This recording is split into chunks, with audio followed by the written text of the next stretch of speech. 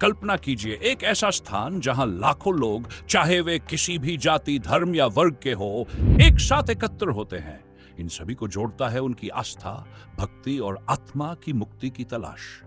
यह केवल एक धार्मिक आयोजन नहीं है, बल्कि एक ऐसा सांस्कृतिक उत्सव है जिसने सहस्त्राब्दियों से अपनी पहचान बनाई है। स्वागत है आपका महाकुंभ मेले में, दुनिया का सबसे बड़ा आध्यात्मिक आयोजन। आज हम जानेंगे इस अद्भुत मेले का इतिहास, धार्मिक महत्व, अनुष्ठान और इसके भव्य पैमाने के बारे में।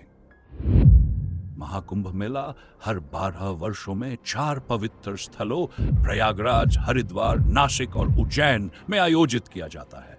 इन स्थानों पर स्थित नदियां जैसे गंगा, यमुना, गोदावरी और क्षिप्रा हिंदू धर्म में अत्यंत पवित्र मानी जाती है। मान्यता है कि इन नदियों में स्नान करने से पापों का नाश होता है और आत्मा को मोक्ष प्राप्त होता है। कुंभ का अर्थ संस्कृत में घड़ा है, जो अमृत के पात्र का प्रतीक है।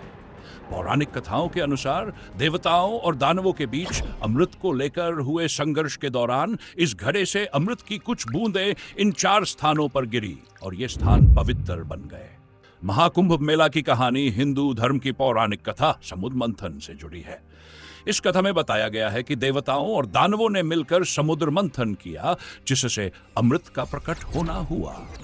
अमृत के लिए दोनों के बीच संघर्ष हुआ और इसी संघर्ष के दौरान अमृत की कुछ बूंदें प्रयागराज, हरिद्वार, नासिक और उज्जैन में गिरी।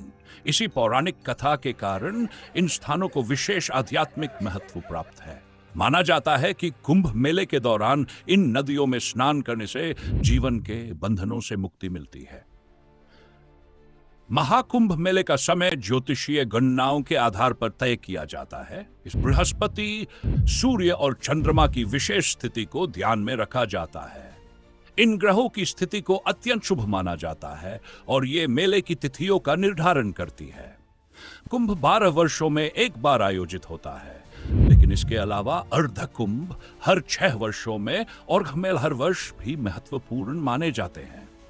महाकुंभ मेले का मुख्य अनुष्ठान है शाही स्नान, जहां श्रद्धालु पवित्र नदियों में डुबकी लगाते हैं। यह केवल एक धार्मिक क्रिया नहीं है, बल्कि शरीर, मन और आत्मा को शुद्ध करने का प्रतीक है। शाही स्नान के दौरान साधु संतों और अखाड़ों के प्रमुख बड़े जुलूसों के साथ नदी के तट पर आते हैं।